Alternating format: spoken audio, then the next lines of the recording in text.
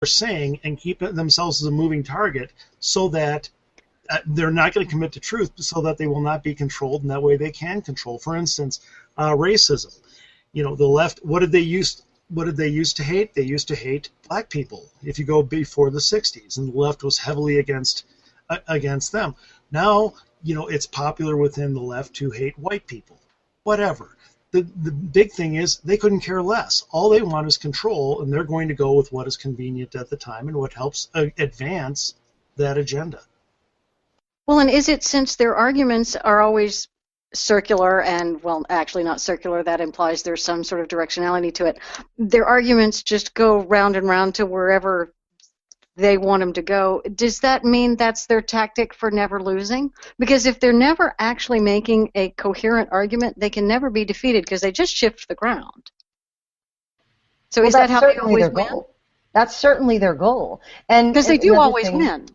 No, Kurt's saying, and I think he would agree with me, that you go after their hypocrisy and you stay focused on the things that you want to ask, and you ignore the side trips they try to take with different questions. You nail down the sorts of things that they want to dodge on, and you don't let them get the advantage there. And the purpose, ultimately, we've talked about this before, the purpose is not to convert the liberal. We will say it every week if we have to. The purpose is never to convert the liberal. You cannot argue him out of his illogic. It's not going to happen. What you're doing is as he says in Chapter 3, you are either rallying the troops and giving them some morale, a morale boost, or you are exposing them for the audience. You are letting them expose themselves by, when you poke their hypocrisy, they lose their ever-loving minds and they begin to demonstrate the bad behavior that you know that they have, but they try to keep under wraps. And when they do that, game over. You've demonstrated that they're control freaks. You've demonstrated that they're racists. You've demonstrated that they're willing to use homosexual slurs against people because they slip, quote unquote slip, and they really reveal what they think. So the point is morale boosting and showing the other people watching, the bystanders, the spectators, what the true value of their argument is and how they are inconsistent and hypocritical. That's the whole goal of doing any kind of arguing on the internet or anywhere else in political life. Exactly. It's for the lurkers that you're really making sure that your arguments are sane and calm and rational, that you're the calm one and that they're being sputtering idiots. It's fun to do. I'm unhinged. It's fun to get them there. It's so much fun. I jumped on a gun control post last week or so ago. We were talking and they would talk about taking away guns. I'm like, why do you want to take away my right to defend myself or my wife's right? What if I'm at work, I'm not home, it's a big guy breaks in, there's nothing anyone can do about it? And then they would deflect and like, why are you not answering my question? I asked you a very specific question, you changed your tactic. So then they went back in, changed it again, I pointed out again. After 2 or 3 times they finally said, okay, fine, here's the answer to your question. And they answered and said, it's your home, you can do whatever you want. I'm like, okay, that's great, I can protect myself at home. Now what if I'm out at the fair or something? Why can't I protect myself there? And just we went on and on in the discussion. I kept bringing up all the things. A troll. Yeah, that was pretty funny. I kept bringing up the things that Andy points out, though, like, why are you deflecting? Why are you changing the topic? Why do you want to take away my right to defend myself? I kept pointing out studies of successful people stopping an attack with a concealed carry gun. It's been good in so many cases and it's helped save so many lives. And then they come back with threats. They say, well, I posted a link, I posted proof, I posted news stories, and you didn't post anything. What's going on? And this went on for 50 or 60 or 70 comments, and they just kept trying to change it. They didn't do anything. Anyone that comes along on this post can clearly see what side is rational and calm and posting links and evidence, and what side is just attacking, deflecting, changing the topic. Absolutely, and the thing is that this is something that we really need to have more of in our movement. We have a lot of people who think that they're capable advocates by calling liberals names, and that's not how you do it. What is one of our principles here on this show? You are not Kurt Schlichter. Leslie even wrote a piece about that. I'm going to dig that up and put that in chat for everybody. You are not Kurt Schlichter. Only Kurt Schlichter is Kurt Schlichter. Not everybody has the tools to effectively, use those advanced tactics. That is not to say you cannot learn them, but do not assume that because you have not studied that you can launch into that and be as effective as Kurt Schlichter. Right. But if you're married like me, you can force your wife to refer to you as Kurt Schlichter. Clara's not here to defend herself. She would have slapped you. I know she would have. Oh my goodness! It's added a lot to the marriage. It was really kind of grinding down. But what I'm trying to say is that I don't know. Yes, what I'm trying to say is that calling people names is generally, and Kurt talks about this in the chapter. It's better when they're calling you names because that makes them look. It makes them look unhinged. They are not the adult in the room. When they start calling you names, and they will, absolutely they will, because their message is so shallow. It doesn't go anywhere. And if you are capable of keeping them on track, on topic, and reminding everyone that this guy is moving away from what they were initially talking about, when you bring facts, when you when you keep your message, and that's another point that's in the in this chapter of I'm a Liberal, is that you have to have your own message, and don't be afraid to push your message, because they're going to ignore everything that you say. Be sure that you get your message out there, because this is not an even playing field. This is not something where you have a debate moderator and a set amount of time to make your points and then go on back and forth. That's not what this is. It's it's an internet conversation or whatever. You need to make sure that you keep on your topics and what you want to say, and that does keep the audience, the people who are watching. It keeps their attention and keeps them focused, because otherwise they're going to go down this rabbit hole that the leftist is talking about, and it spreads misinformation.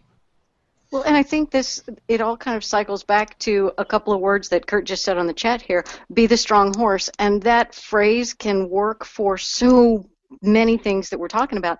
If you believe that you are right, and we are, you have that quiet confidence, and you are the strong horse. You don't need to be the bully. You don't need to name call. You don't need to be petulant or ridiculous or toss out stupid memes.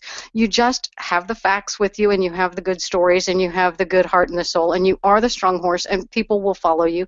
And the strong horse concept is something that then also ties back to foreign relations, like we were talking earlier. And particularly with Eastern culture, they are very much of a shame culture, and they follow the strong horse. Where we've fallen apart as America and as Western civilization is that we've lost our quiet confidence, we've lost our belief in ourselves, and we've lost our presence as that strong horse that everybody else wants to follow. If you just have that quiet confidence and you are the strong horse, people will want to follow you. That's leadership. And you don't insist upon being a leader, you just are one. And you tell people to follow you. You don't push them ahead. You say, I'm going this way, come with me, follow me. That's leadership. And we have to just be conservative in our lives and be confident and conservative in the way we live and the way we interact with people. And that doesn't mean that means not calling people libtards or leftards or any kind of tard, and making up stupid names for people, although I will call President Obama, I will call him Barry because I hope he doesn't like it. And I will call ISIS, ISIL, IS. I will start calling them Daesh if I can ever figure out how to pronounce that, because I read today that they hate it, and so I'm going to call them, what offends them, and I'm not going to give them the benefit of calling them an Islamic state because they are not a state. So I will be petulant and juvenile sometimes, because why not? But it is like Kurt said, it's be the strong horse, and that really applies in so many areas. It was brilliant, of course, because Kurt said it. Well, that's a great transition. That is another great transition. Oh, go ahead, Andy. Really quick, just this is why, because we can't all be lawyers and pick people, and it's really hard to corner a leftist because they have there's no center. Okay, because they have no reason. They'll wander everywhere. They're a moving target, and it can take a long time to corner them. That's why I do try to get people to basically focus them with this. I want to control my own life, not yours. Can you say the same? I want to control my own life, not yours. Can you say the same? Now, let's apply that throughout this issue. Go ahead and talk. But I'm going to keep bringing it back to that. And that way, I have a focus, a conservative focus that I can hold them to and make them sweat. Very well done. I love that, too. It's so easy. I'm telling you, I was on a 2-hour interview show just a couple of days ago, and I barely had to look at my notes because I had been Andy-washed so much from the party of choice and all the things that, the way that you phrase. I think JD counted the number of times I said choice versus control and stuff like that, and name-dropped you guys. People need to be paying a lot of attention to those sort of things and try those methods out because they work. And it's also eliminating the need for all those talking points, as you've said so often. And that brings me to salesmanship, because we were talking about arguing with liberals and the kind of tactics that Kurt recommends for doing so, and keeping those principles in mind that they are indeed without center on the left, and expediency is everything for them. What on the right that we have, I think, to get people to understand is there's a difference between selling and selling out. And so I wrote a piece about that. It is at freeradicalnetwork.com. And here's sort of what I started with. I was on a radio program. I was asked to go on the morning news in Houston, very big market. It was the news program. I was asked to speak because a state senator, Republican, had complained that a Hispanic person testifying in front of his committee spoke in Spanish with a translator present, and the guy had been in the country for 19 years. And he made a big deal out of this. And so the media called me, and they wanted to have me be on their morning program up against a state representative. Now, here I am, just a Tea Party leader of one group, and up against a state representative who was also a Latina woman. So the setup was in. I knew what they wanted. I knew what they were gonna try to get out of me, and I didn't give it to them. So when they talked about this, my first thought was, I've spent since I was 4 years old attempting to learn Spanish. You would never catch me speaking officially in Spanish in a testify situation. Well, that took the wind out of those sails. They went back to the representative. They asked her. She talked about, it was a political matter, and this was just being made for political points. I happened to agree with that. And then they came to me and they asked me another question about it. Whether the Tea Party had a position on this. Okay, so am I just an outlier and the Tea Party really has a position? And I just basically said this is a complex issue. And in this talking point, soundbite culture, people want to make simplistic some very important complex issues. And we encourage people to be thoughtful. They didn't get what they wanted. It was a non-story. But the first thing that happened to me after I did it is I got accused of being sold out to La Raza, because the higher value there wasn't, to me, supporting this Republican state senator who made these comments and screaming English, learn English, get rid of all these illegals who are crapping up our country. That's where someone in the Tea Party wanted me to go with that. And I got accused of selling out over that. And I will tell you, that person still, 4 years later, attacks me on Facebook on a pretty regular basis because of that. in just general threads.